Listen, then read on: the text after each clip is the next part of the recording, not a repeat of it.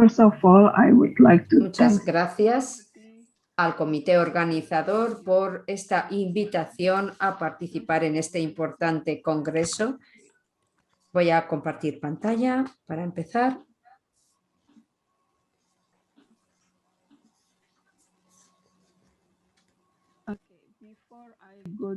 Antes de centrarme en el tema de mi presentación, quiero hacerles una breve presentación de mi país. Indonesia está ubicada entre el Océano Índico y el Pacífico.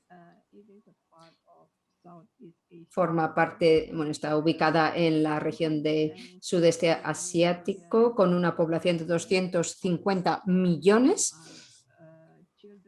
Un tercio de esa población son niños y adolescentes. Tenemos más de 1000 islas, pero bueno, 5 más grandes y Yakarta sería nuestra capital. Estas son fotografías de la institución en la que trabajo, la Facultad de Medicina de la Universidad de Indonesia.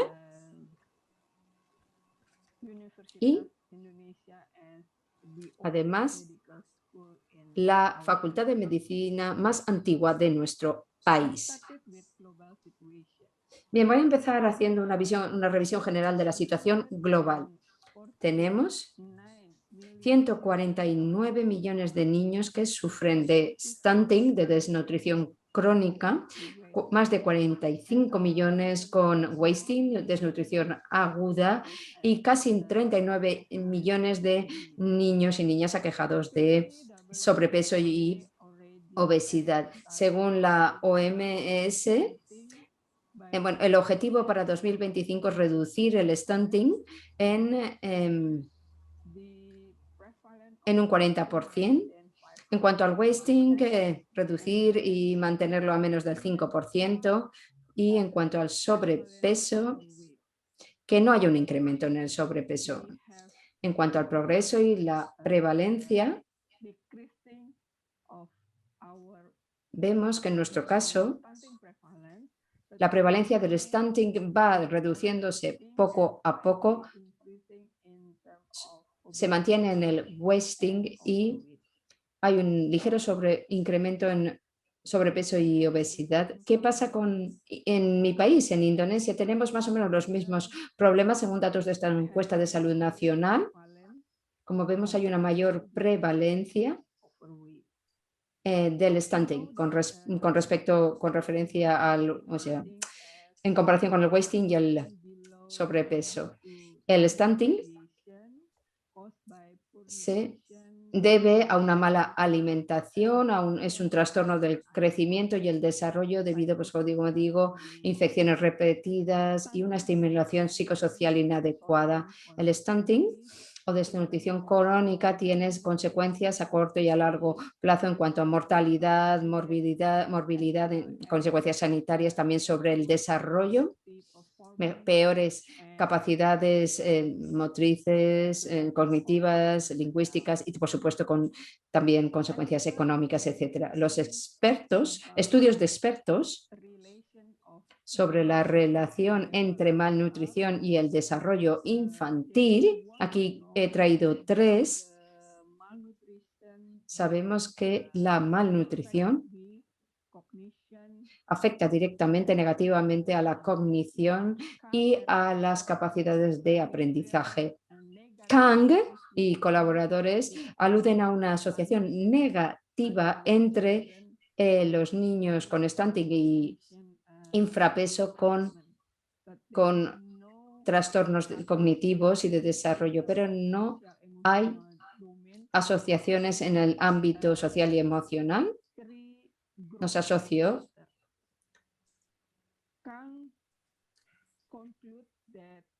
y podemos concluir que en todo el sur de Asia, en toda su población, los niños con stunting tenían menos probabilidad de seguir un desarrollo como está previsto en cuanto a aprendizaje y cognición.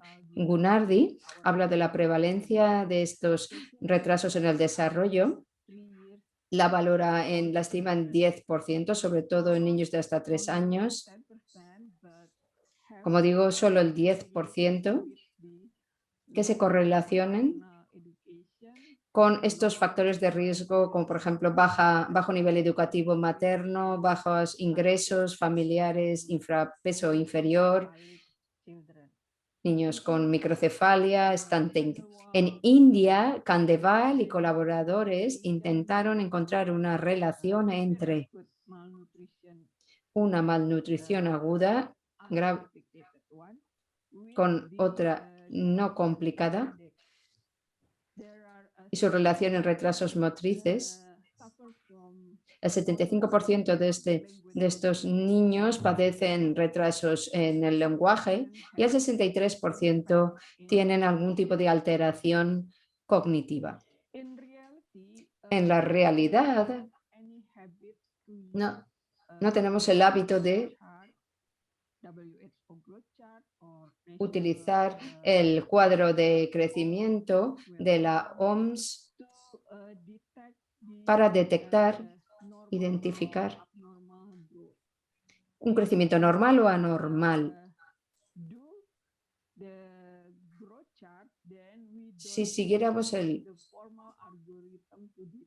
Si utilizamos ese cuadro, no aplicaríamos el algoritmo para detectar trastornos de crecimiento. Y en estos estudios se estudió la frecuencia y la cualidad de los datos antropométricos. El resultado es que no hay mejoras pre- y post-intervención en cuanto a calidad de las mediciones y en cuanto a frecuencia.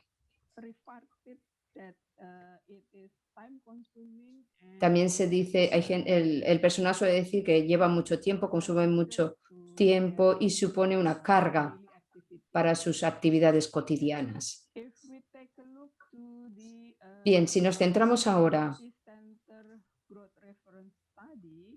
en este estudio de referencia, podemos ver que la mayoría de los niños ya tenían algún trastorno antes de cumplir un año. Y si vemos la deceleración de longitud en azul, en verde los trastornos del peso no adecuado, es muy importante, como digo, monitorizar, seguir al niño ya desde el principio. Y si analizamos con más profundidad los datos de la Organización Mundial de la Salud, desde el mismo momento marcado en rojo, ese trastorno en el peso, ese peso inadecuado ya se puede detectar. Podemos ya, si no lo seguimos bien, si lo siguiéramos bien, el stunting se podría evitar, es prevenible. ¿Cuál sería la definición del growth faltering, es decir, del trastorno en el crecimiento? El faltering se define como 2 incrementos consecutivos por debajo de un umbral específico. Normalmente utilizamos el término weight faltering, un trastorno en el peso, un peso inadecuado. Brooke y Hill en 1988 lo definieron como 2 incrementos consecutivos por debajo del percentil 25 o 2 mediciones consecutivas. Detectamos solamente el 6% del faltering.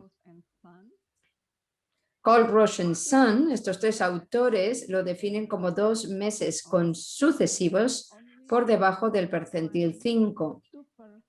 Y con estas mediciones solo encontraron como máximo el 2% de trastorno de crecimiento. Y más recientemente, Onyango, 2015, ellos 2 meses consecutivos, y esto predeciría el 30% de los trastornos de crecimiento a los 12 meses, y el 24% a los 2 años. Así pues, es una manera de prevenir el stunting, la desnutrición crónica, con una monitorización regular de peso y de altura y de estatura. Vemos a ver estas tablas simplificadas y también donde hemos aplicado cada uno de los 3 estudios. Incrementos de peso, la tabla de la Organización Mundial de la Salud. Debemos gestionar el cuadro de manera exhaustiva, holística y no centrándonos únicamente en la velocidad de crecimiento. Es lo que nos dice The ONIS en 2009. Siempre ese parámetro siempre se tiene que interpretar en relación con el resto de factores. Aquí vemos cada uno de los momentos de medición. ¿Cómo deberíamos actuar en cuanto a prevención del stunting, de esos trastornos del crecimiento? Hemos de empoderar a las comunidades, prestarles apoyo para que hagan una monitorización adecuada de sus hijos, de los niños, que tengan, por ejemplo, un pasaporte de salud, o también implementando soluciones de software para monitorizar supervisar el crecimiento de tal manera que el padre o la madre sepa o con estas herramientas si su hijo está creciendo de manera adecuada, y de lo contrario tendrán que acudir a su centro de salud, a su centro de referencia de atención primaria para comprobar, para que se le haga una valoración clínica si hay algún tipo de retraso, de retardo, algún tipo de problema que pueda afectar a su desarrollo físico y cognitivo, etc. Tenemos que calcular los incrementos de talla y comprobar todos estos factores. ¿En qué momento tienen que saltar las señales de alarma? Como dice la autora, esta bandera roja: si hay mala absorción, pérdidas excepciones, si hay infecciones, etcétera, anomalías estructurales. También ver el tipo de alimentación que recibe el niño. El problema más común tiene que ver con unas prácticas alimentarias inadecuadas. Hay que educar a la madre, a la familia en general, sobre la mejor nutrición, los mejores hábitos alimentarios. Es la mejor manera de gestionar ese retraso en el crecimiento, si no hay una etiología clara, anatómica, psicológica, etcétera, 3 años. o cualquier otra anomalía. En el centro de atención primaria, si no podemos gestionar ese caso, pues habría que derivarlo, por supuesto, a un centro secundario o terciario.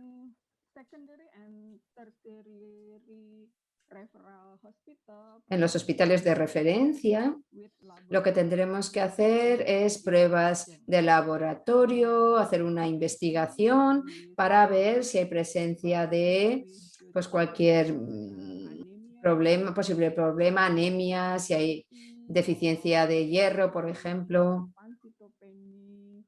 cualquier tipo de anomalías en electrolitos, por ejemplo, si hay malignidades, leucemia, por ejemplo, infecciones del tracto urinario, trastornos tiroideos. Recuerden, la tuberculosis en nuestra población, en nuestra área, en nuestra región, la prevalencia es más alta que en otros países. Por eso es importante saber cuáles son las infecciones más comunes de enfermedades transmisibles. Tenemos muy bajo índice de celiaquía, por ejemplo. Hay que prestar atención a las manifestaciones clínicas y el estado del niño. Una vez hecho el examen, todas esas comprobaciones, convendría establecer el diagnóstico y administrar el tratamiento adecuado, acompañado de asesoramiento sobre cuestiones dietéticas, nutricionales, el programa más conveniente.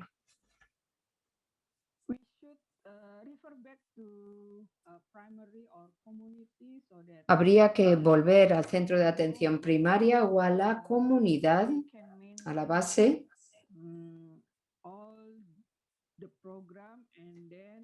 para ver si pueden aplicar el programa y conocerlo y aplicarlo.